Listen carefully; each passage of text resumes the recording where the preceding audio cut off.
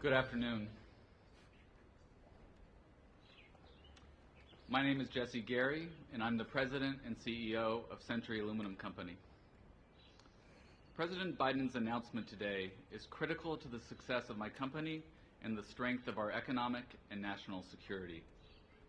From electric vehicles to missiles, aluminum is a key component in most aspects of our modern economy and critical to our national defense. Tripling tariffs on aluminum from China, which continues to build up overcapacity and engage in non-market actions, will allow our business and our workers to compete. Our workers are highly skilled, productive, and committed, and I'm very proud of the strong partnership that we have with the United Steelworkers.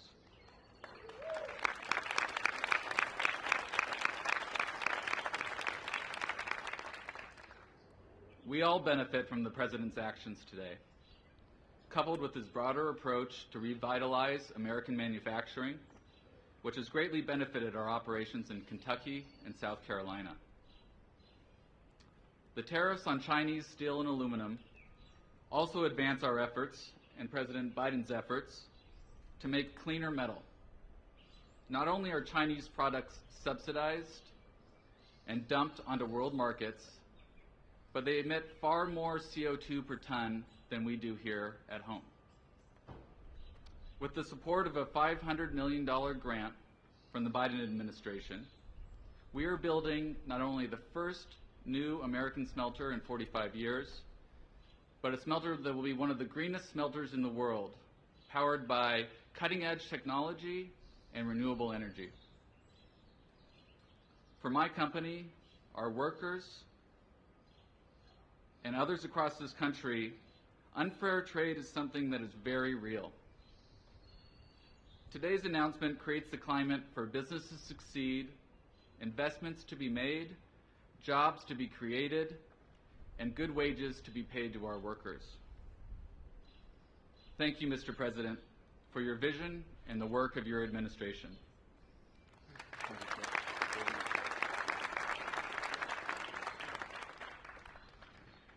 Good afternoon.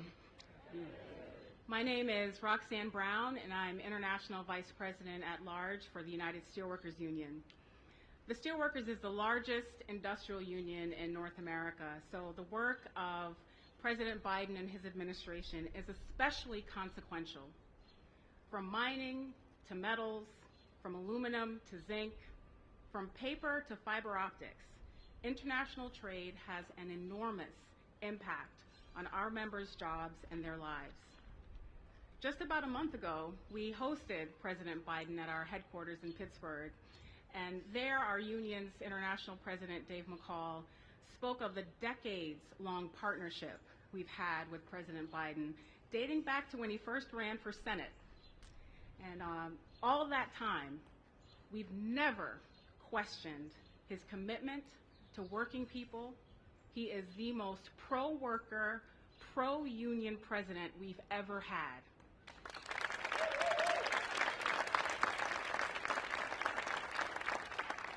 The president and his administration truly have implemented a worker-centered trade policy.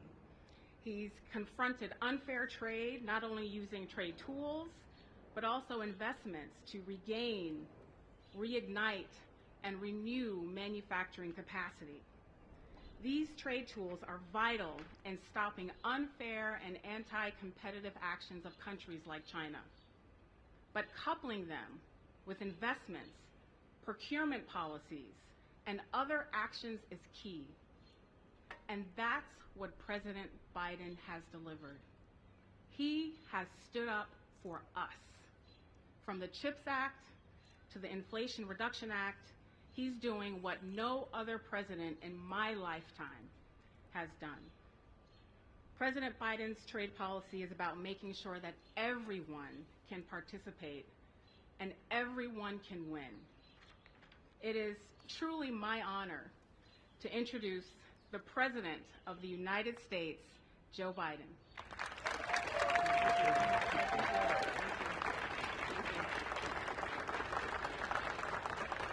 Thank you.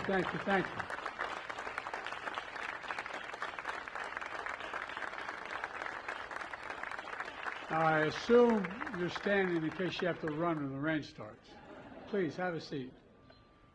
Rox, thank you very much for all you do to fight for American steelworkers. I mean that sincerely. And I want to recognize all the labor unions here today, including steel workers, auto workers, sheet metal workers, AFL-CIO, IBEW, communications workers, boilermakers, machinists.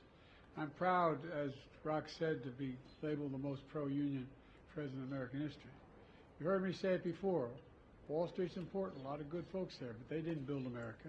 The middle class built America, and unions built the middle class.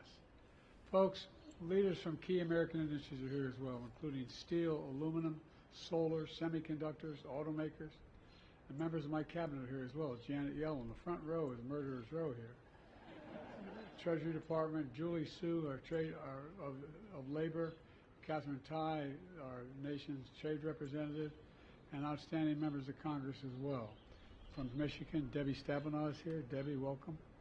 And Haley Stevens is here. No, I guess there you are. You did make it. They told me you might not be able to make it. I'm sorry. All right.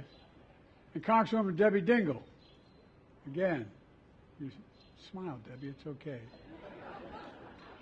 Lisa Slotkin. Well, you should be. You're responsible for a lot of this.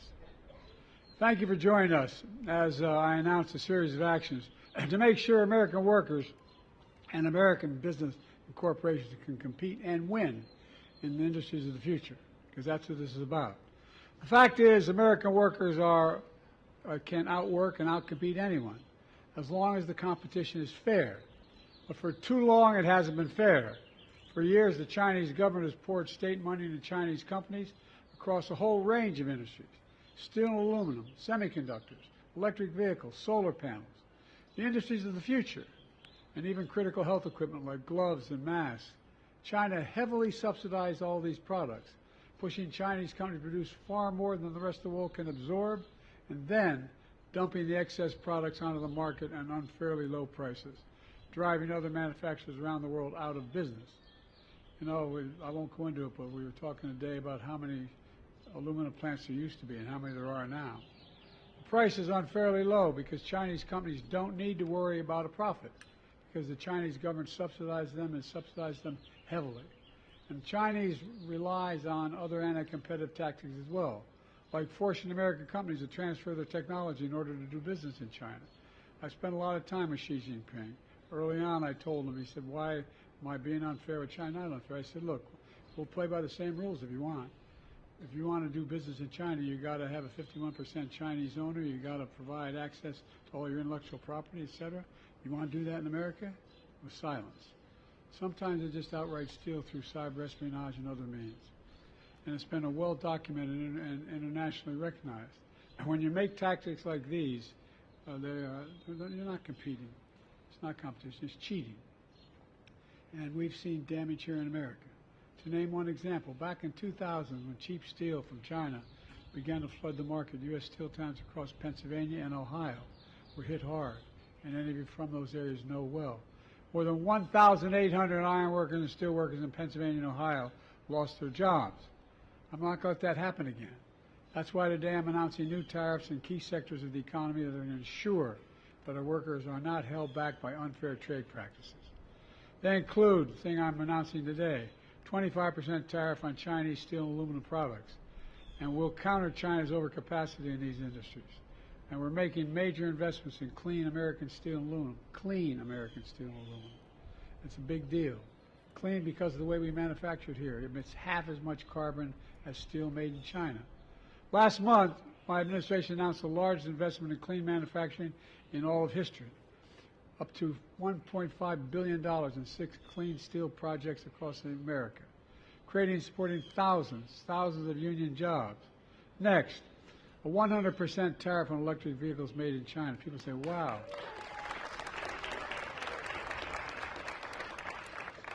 Because we're not going to let China flood our market, making it impossible for American auto manufacturers to compete fairly. We're also implementing a 25% tariff on electric vehicle batteries from China and a 25% tariff on critical minerals that make those batteries. Folks, look, I'm determined that the future of electric vehicles will be made in America, by union workers, period. And we'll do it by following international trade laws to do it. American companies are investing tens of billions of dollars in electric vehicles and batteries. And thanks to my bipartisan infrastructure law, we're building a network of 500,000 charging stations all across America, creating thousands of IBEW jobs across America. Electric charging stations, the reason to do this is simple. Electric charging stations have to be as easy to find as a gas station, and that's what this will be. You're not going to have to worry about it. You're taking off, and you're not going to be able to make it all across the country and without having to figure something else out. Our partners around the world are making similar investments. They also want supply chain for electric vehicles that isn't dominated by unfair trade practices from China. America can continue to buy, Americans, I want to make this clear, notwithstanding what the other guy's saying, can buy any kind of car they want, whether it's gas, electric, or hybrid. But we're never going to allow China to unfairly control the market for these cars, period. Next, we're going to raise tariffs on Chinese solar panels from 25 to 50%. Here again, because the Chinese government is subsidizing excess capacity, they're flooding the market. They're driving manufacturing companies out of business in Europe. But we won't let that happen here in America. We're putting a 50% tariff on semiconductors made in China. These are those tiny computer, all of you know this, but for the public, those little tiny computer chips, smaller than the fingertip, that power everyday lives. Everything from smartphones to automobiles to dishwashers, satellites. Look, America invented these chips, but over time we stopped making them. We invested overseas. Now, thanks to my CHIPS and Science Act, one of the most significant investments ever in science and technology, we're bringing this vital industry back home where it started, in the United States of America. And finally, we're putting tariffs on health equipment like masks and gloves that nurses and doctors wear every single day.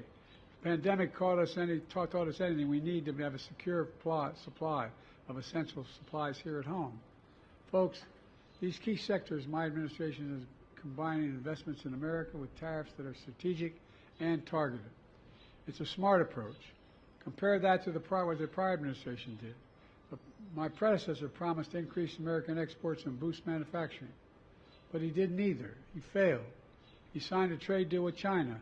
They were supposed to buy $200 billion more in American goods. Instead, China imports from America barely budged. And now Trump and the MAGA Republicans want across-the-board tariffs on all imports from all countries if reelected.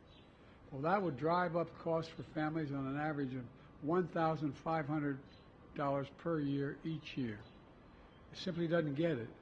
For years, I've heard many Republicans, even Democratic friends, say China's not on the rise. Excuse me, China is on the rise. America's falling behind. I've always believed they got it wrong. America's rising. We have the best economy in the world, and since I've come to office, the GDP is up, our trade deficit with China is down to the lowest level in over a decade, and we're standing up against Chinese government unfair economic practices now. At the same time, we're standing up for peace and stability across the Taiwan Straits. I've revitalized our partnerships with Pacific allies and India, Australia, Japan, South Korea, the Philippines, Pacific Island nations. I've made sure the most advanced American technologies we develop or invent can't be used by the Chinese government to undermine our national security. Frankly, before it rains, for all this tough talk on China, it never occurred to my predecessor to do any of that. Bottom line, I want fair competition with China, not conflict, and we're in a stronger position to win that economic competition in the 21st century against China than anyone else because we're investing in America again, in American workers. Let me close with this.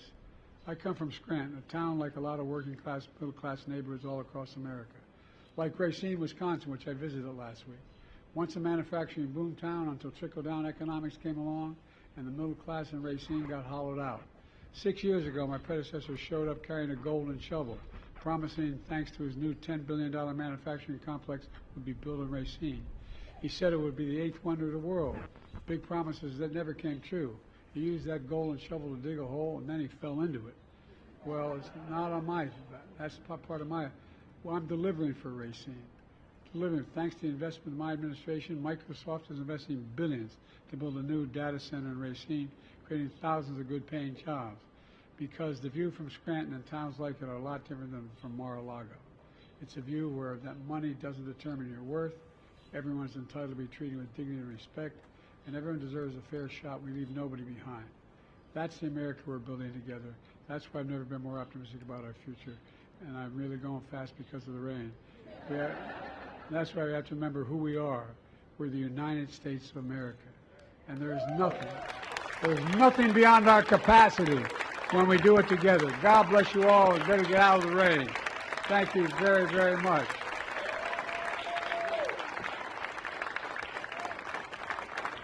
Thank you. Oh, we got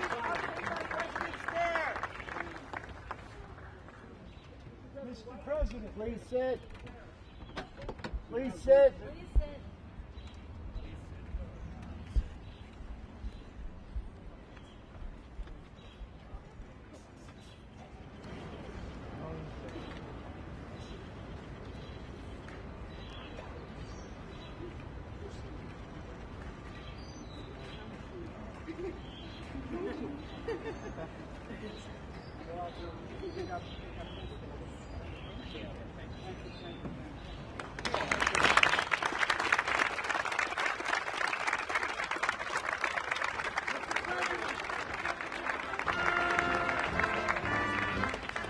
Mr. President, Trump said today China is eating our lunch. What do you say in response? He said China is eating our lunch. That's what Trump said today. We've been feeding it a long time.